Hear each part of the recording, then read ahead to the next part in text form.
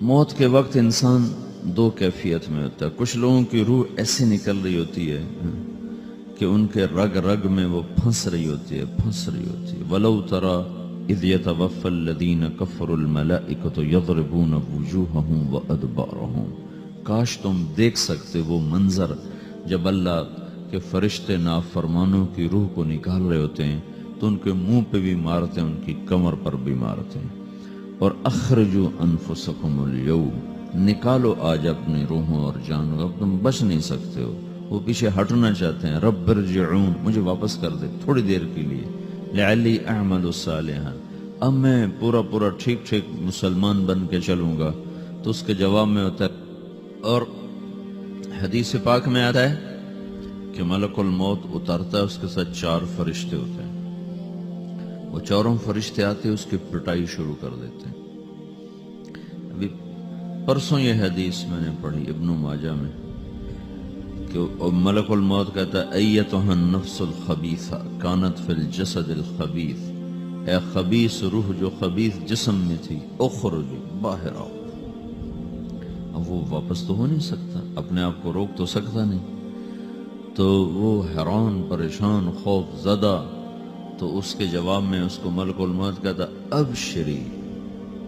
ابشری بحمیم وغساق وآخر من شکلہ ازواج, تیار ہو جا خوفناک عذاب کے لیے اور کھولتے پانیوں کے لیے, کانٹے دار جھاڑیوں کے لیے, اور بے شمار عذاب کی شکلوں کے لیے. تو اس کی روح کو جب کھینچتے ہیں تو رگ رگ سے وہ کٹ کے نکلتی ہے, تو سارا وجود زیر و زبر ہوتا ہے. سکرات کا درد ساری دنیا کے دردوں پر حاوی ہے. جب اس کی روح نکلتی ہے اور اس کو لے کر آسمان پر چلتے ہیں تو دروازے پر پہنچتے ہیں تو اندر سے فرشتے پوچھتے ہیں کون ہے؟ کہتے ہیں فلاں کا بیٹا ہے.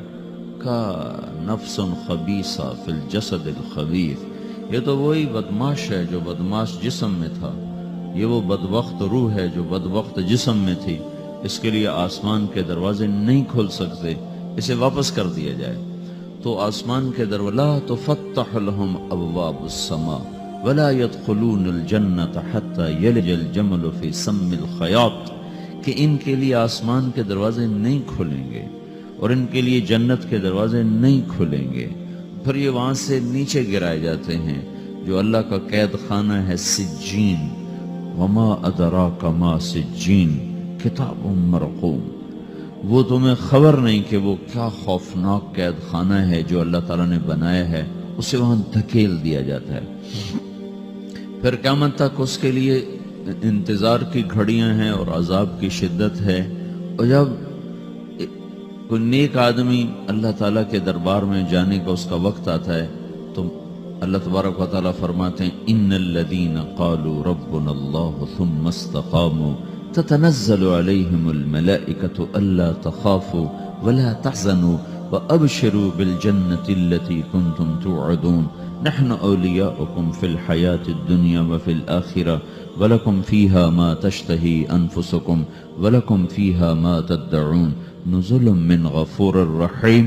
جب کوئی نیک مرد عورت کے جانے کا وقت آتا ہے تو اس کے لیے بھی فرشتے آتے ہیں اور آ کر اس کو خوشخبری دیتے ہیں اور آ کر اس کو تسلی دیتے ہیں کہ آپ غم نہ کریں, پیچھے والے بھی آپ کو مل جائیں گے, آپ خوف نہ کریں, آگے ساری منزلیں آپ کے لیے آسان ہیں, آپ کے لیے جنت بھی تیار ہے, رب بھی مہربان ہے. اور حدیث پاک میں آتا ہے کہ ملک الموت اور 4 فرشتے آتے ہیں, وہ 4 فرشتے اس کو سہلاتے ہیں, دباتے ہیں کہ موت کا درد اسے محسوس نہ ہو. اور ملک الموت فرماتے ہیں ایتھا النفس الحمیدہ کانت فی الجسد الحمید اخرجی, اے نیک روح جو نیک جسم میں تھی باہر آؤ. کیا کرو؟ وابشری بروح وریحان ورب راض عنک غیر غضبان, آپ کو بشارت ہو آپ کے لیے جنت تیار ہو چکی ہے اور وہاں کی ساری نعمتیں آپ کے لیے میسر ہو چکی ہیں اور اللہ آپ پہ راضی ہو چکا ہے اور اللہ آپ پہ خوش ہو چکا ہے. اس پر اس کی روح کو نکالا جاتا ہے. پھر سارے فرشتے اس کو استقبال کے ساتھ جو آسمان پر لے جاتے ہیں تو اندر سے پوچھتے ہیں کون ہے؟ کہ فلاں کا بیٹا, فلاں کی بیٹی. کہتے ہیں نفس حمیدہ فی جسد حمید, یہ تو نیک روح تھی جو نیک جسم میں تھی, مرحبا بہی, اس کو ہم سب استقبال کس کا کرتے ہیں اور ایک دم آسمان کے دروازے کھلتے ہیں، پھر وہ پہلا، دوسرا، تیسرا، چوتھا سارے آسمان پار کرتا ہوا اللہ پاک کے عرش کے نیچے کے جا کر، مرد ہے یا عورت، وہاں جا کر سجدے میں سر رکھتا ہے اور اللہ تعالیٰ فرماتے ہیں ہاں اس نے ہمیں خوش کیا، ہم اسے خوش کریں گے، اور اس کو عافیت کے ساتھ وہاں آسمان میں، پہلے آسمان سے لے کر اللہ کے عرش تک یہ سب ویٹنگ روم بنے ہوئے جہاں اللہ اپنے اپنے درجات کے مطابق جنت والوں کو ٹھہراتا ہے، اور وہ انتظار گاہ ہے اور وقت ختم ہو جاتا ہے، لہذا انتظار کی جو تکلیف ہے وہ بھی ختم ہو جاتی ہے، وقت ختم تو انتظار کا احساس ختم اور ٹائم کے گزرنے کا احساس ختم۔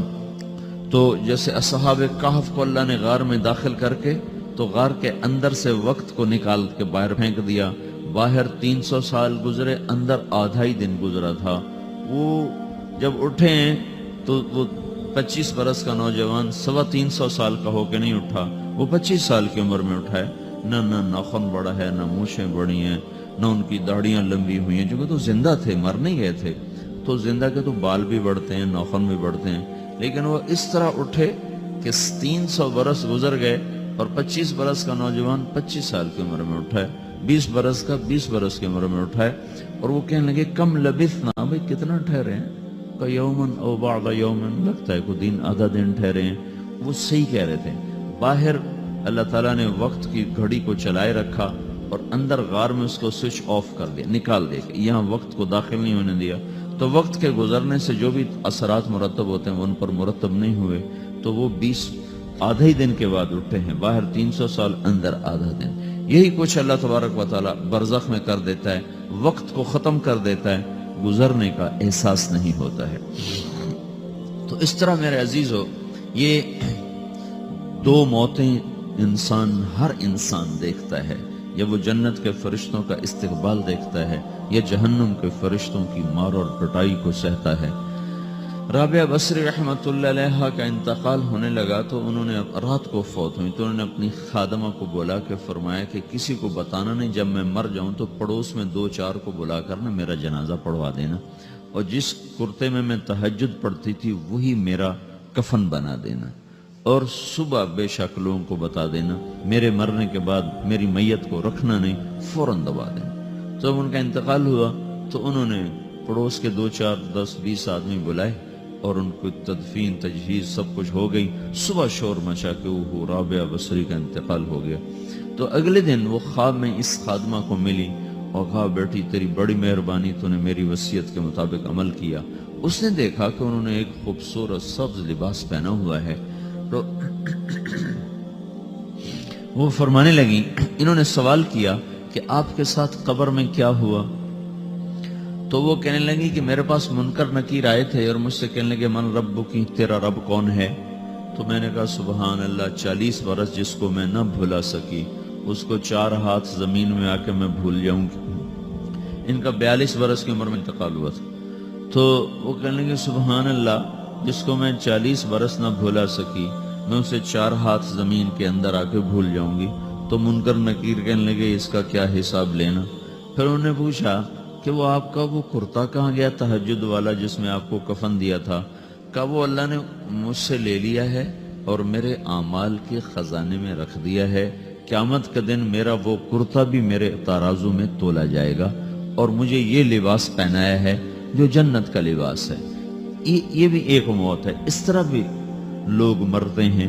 اور دوسری بھی ایک موت ہے، ہمارے علاقے کی بتا رہا ہوں، اپنے علاقے کی۔ ایک زمیندار مر گیا، اس کی قبر کھودی، ساری بچھوؤں سے بھری ہو، ایسے جیسے چیونٹیاں پھر رہی تھی، تو انہیں وہ بند کر کے دوسری کھودی، ساری بچھوؤں سے بھری ہو، پھر وہ بند کر کے تیسری کھودی، ساری بچھوؤں سے بھری ہو۔ قبرستان میں اتنے بچھو کہاں سے آ گئے؟ یہ زمین کے بچھو نہیں ہے، یہ آخرت کی بلائیں ہیں جس کے ساتھ اب اس سے قیامت تک رہنا ہے اور گزارا کرنا ہے۔ تو یہ 2 طرح کی موتیں روزانہ لوگ مرتے ہیں، روزانہ لوگ مرتے ہیں۔ جب نماز کا وقت ہوتا ہے ملک الموت ساری دنیا کا چکر لگاتا ہے اور دیکھتا ہے کون پڑھ رہا ہے کون نہیں پڑھ رہا، کون پڑھ رہا ہے کون نہیں پڑھ رہا۔ جو نماز کی پابندی کرتا ہے اس کی موت آسانی سے ہوتی، جو نماز میں غفلت کرتا ہے اس کے ساتھ موت کے وقت شدت اور سختی اختیار کی جاتی۔ تو بھائیو، یہ ایک جسم ہے، ایک روح ہے۔ روح باقی رہنے والی چیز ہے، جسم مٹ جاتا ہے، پھر اللہ سے قیامت کے دن نیا جسم عطا فرمائے گا، ایک نیا جسم دیا جائے گا۔ روح وہی ہے جو اللہ کے خزانوں میں جمع ہو جاتی ہے، نافرمان کی سیاہ کالی روح اور پیاس لگتی رہتی ہے۔ جسم کو جب تک روٹی اور پانی نہ ملے یہ تڑپتا اور پریشان رہتا ہے۔ جیسے اللہ تعالیٰ نے ہمارے جسم میں روٹی اور پانی کی طلب کو بے ساختہ رکھ دیا ہے۔ میں بیان کے دوران بھی پانی پی رہا ہوں، آپ دیکھ رہے ہیں کہ مجھے میرا حلق سوکھ جاتا ہے، مجھے طلب محسوس ہوتی ہے، پانی، حلق سوکھتا ہے پانی کی طرف بھاگتے ہیں، بھوک لگتی ہم روٹی کی طرف بھاگتے ہیں۔ یہ ایک ایسا اندر میں آٹومیٹک سسٹم ہے کہ ہم اس کو آف نہیں کر سکتے۔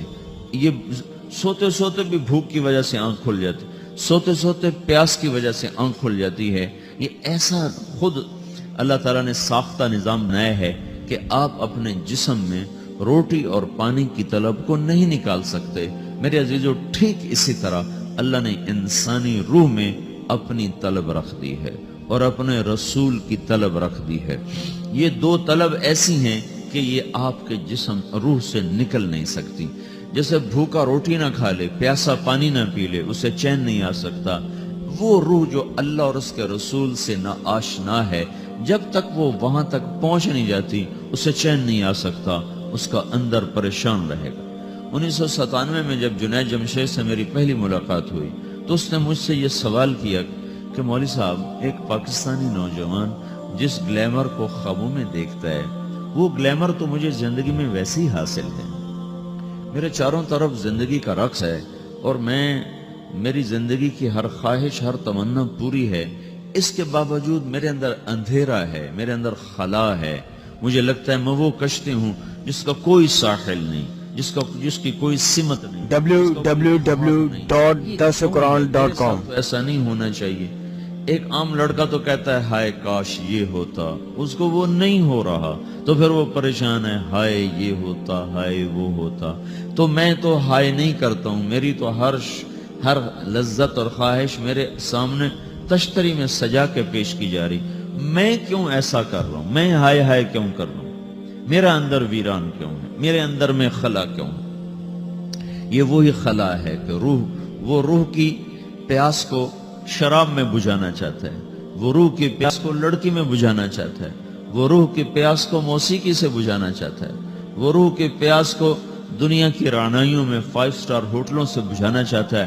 روح کیا جانے روٹی کیا ہے، شراب کیا ہے، پانی کیا ہے، عورت کیا ہے، موسیقی کیا ہے، گھنگرو کیا ہے، پائل کیا ہے، چھنکار کیا ہے۔ روح کو ان چیزوں کی کیا خبر؟